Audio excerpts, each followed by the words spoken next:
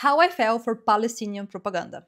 Hello everyone, welcome to this video. Today is a beautiful day here in the Scottish Highlands, and I want to share some insights, my personal experience, but also my knowledge as a historian who specializes in the study of propaganda, how I fell for this, and just expose some things here that I find to be interesting, especially at this very sensitive time where all this issue of Israel versus Palestine is taking place. So when I first came to the UK, and I would like to point out that I come from a neutral background, right? So I was neither a Jew nor a Muslim when I first heard of the issue of Palestine versus Israel. And that happened when I first arrived in the UK back in 2013, where I was exposed to this image. This image has been one of the most used tools to propagate the idea that Palestine is on the correct side of history and to just gather support for their cause. It was by seeing this photograph and no other information that when I first saw this, and as most normal people would, when you see a photograph like this, you tend to side with the victim, right? You think this is clearly unfair.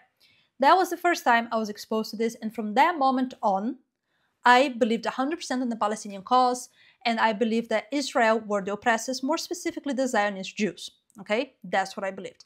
But years have passed, and I have studied a bit deeper into some of these topics, even visiting Israel in 2022. Actually, I went to Israel to get baptized on the Jordan River, at that time being a Christian, and I saw things in Israel that made me reconsider that whole idea I had of Palestine being the victim. But the point here is I want to look at the techniques used of the pro-Palestinian movement for propaganda. Okay, so let's start with the question, right? How did this pro-Palestinian movement gain so much strength in the West? Because now we see, not only in the UK, but in other European and Western countries, we see a lot of demonstrations rising up that are pro-Palestinian. And it all kind of really began with this organization called Palestine Solidarity Campaign. So this was founded in London in 1982. And this organization, if you go on their website, you will see that they're the ones calling for protests and they're giving dates and announcements and all this kind of stuff. So that's how they organize themselves. They really they really say on the website themselves that they are the ones behind all the media campaigns and things and so on and so forth and the pro-Palestinian cause. Okay, so like let's remember that. Okay. So since then, we've had all these movements, and what I find interesting is when I go on their website, and as a matter of fact, they claim to not be linked to any political affiliation in the UK, but that's not really true because some of the names that are linked to them happen to be Labour politicians, right? Okay. So when you go on their website and you go onto the resources and you get this fact sheet, that's where I find that things are a little bit problematic, right? So first, the information we're giving here is very basic. We have that map, the same map that I just mentioned here. And then we have a timeline. How did we get here? I find it a little bit ironic that this pamphlet uses the word history all the time, but their timeline begins in 1897. History is far older than this, especially the history of this land, Israel, Palestine. If we look at the history, not what this pamphlet is saying, but if we look at the actual history of things, we know that piece of land of Israel always belonged to the Jews, right? And it's the fact that about 100 plus years after the crucifixion of Jesus, you had the Romans conquering that land and expelling the Jews. Now, the Jews were persecuted throughout history, that's a fact. I'm not going to get into why this happened, but this is a known fact. And even when we look at the end of the 1800s, which is when this pamphlet is claiming that the Zionists decided to create a state for Israel as if that was some kind of crime, we must remember it was right around this time that the Russian Tsar was expelling Jews as well from Russia. So the persecution of Jews is far older than Nazi Germany, okay? So that land belonged to Israel, and Jewish people were expelled by the Romans, who named that land Philistine. Philistines being the enemies of the Jews at the time. They named it Philistine, that later became Palestine, as an attempt to humiliate the Jews. Later on, that land ended up belonging to the Ottoman Empire. So let's take a look here at a map of what the world looked like shortly before World War I.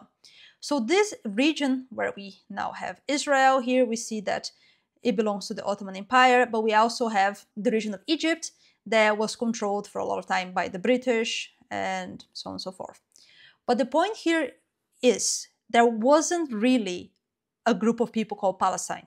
when the Ottoman Empire ruled, you had Arabs living there, not Palestinians. That is not an identity. As a matter of fact, the Palestinian flag was created in 1968, so very recent, right?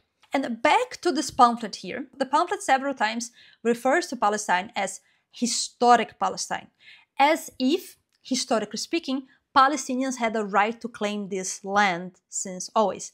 That's not true. This is all fabricated, okay? And then somebody's going to say, well, yes, but what we do have happening is Israel, the state of Israel, that, as a matter of fact, since it was created in 1948, because let's be realistic, guys, the Jewish people should have the right to have a state. Why do I say this?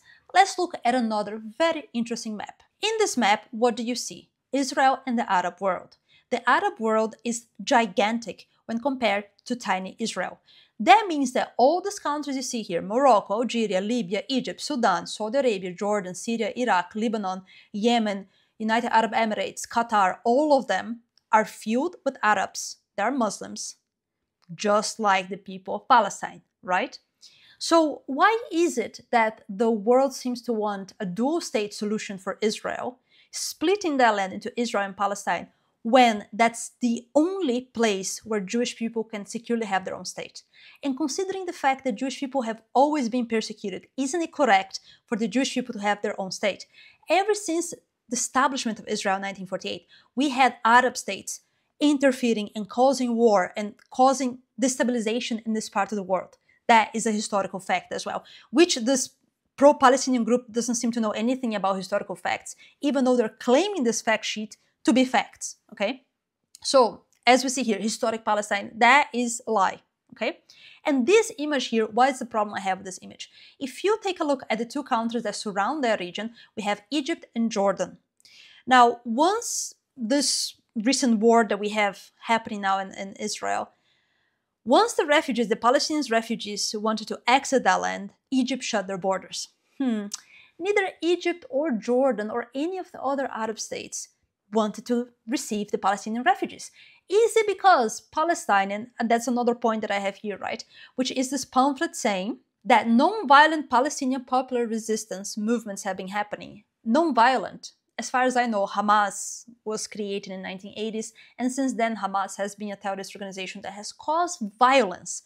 As a matter of fact, they are the people stopping the Palestinians receiving aid in Gaza right now. The Israeli army is giving them food aid, but it is the Hamas who is stopping their own people from receiving it. So could it be that the reason why Egypt, that is right there, and Jordan, all these other Arab countries didn't want to receive Palestinian refugees is because they didn't want to import Hamas terrorists?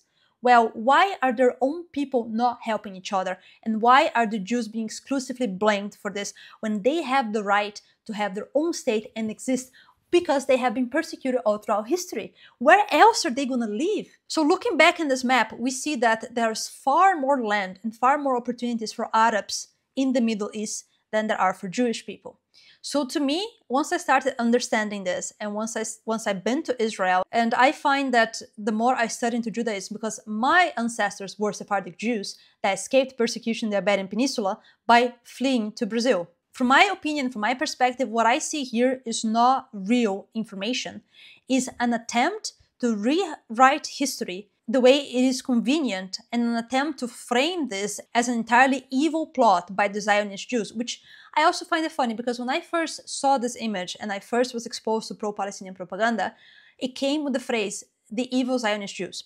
Now, in the past, I've done a study on why the Protocols of the Elders of Zion is clearly a propaganda campaign. Even MI5 themselves acknowledges this on their official biography. Is the fact that Zionism always was associated with something evil, right? But when you type, what is the definition of Zionism? It's very clear. Google will give you an answer.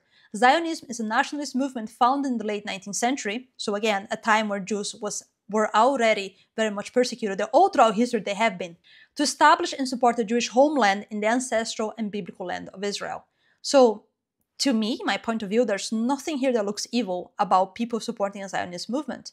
Jewish people should have the right of a country, of an entirely Jewish state that is their own homeland, that they can securely live without being attacked by other religions. I just don't understand why the same people that go, and I find it funny, right?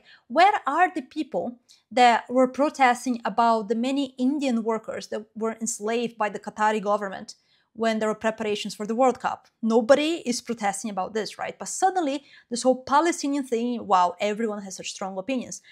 Guys, seriously, it is very easy to see the scale of mass manipulation here with the goal to destabilize the West. To me, as somebody who is neutral from the outside, first introduced to this a decade ago, and now who gets a chance to look further into it, I can see clearly that this pro-Palestinian propaganda just doesn't cut it with me anymore. And as a historian, I get quite offended at the fact that they keep calling historic Palestine. There's nothing historic about Palestine. It was never Palestine, it was Israel. This is now being used to destabilize the West, to create revolt, to divide the people, and to create protests. I'm a person who's against protests, but that goes from studying intelligence, which I'll get into later on why I don't support mass protests. But anyways, the fact here is, this to me is clear propaganda to destabilize the West. And that's my personal opinion. Feel free to disagree with me if you want or not, I don't care.